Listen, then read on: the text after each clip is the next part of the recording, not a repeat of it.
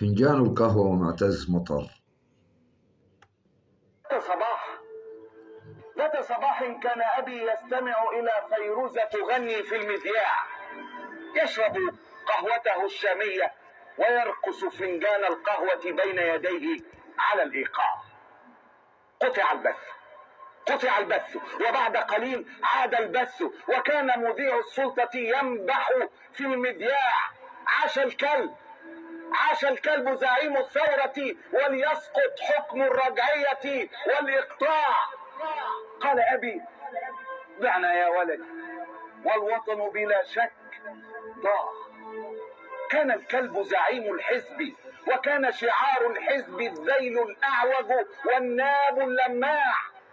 كانت صحف الحزب تعض الشعب وغايتها الإقناع.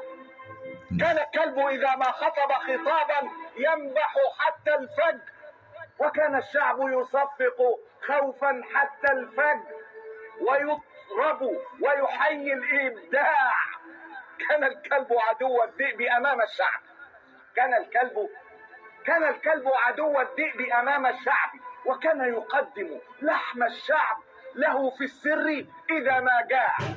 كان الكلب وآل الكلب يرون الدولة مثل الشاة المذبوحة واللحم مشاع. كلب يلتهم الأحشاء، وكلب يلتهم الأوراق، وكلب يلتهم الأضلاع.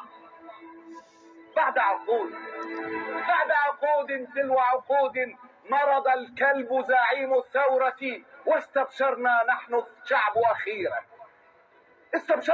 الشعب أخيرا وفتحنا المذياع. قطع البث وعاد البث وقطع البث،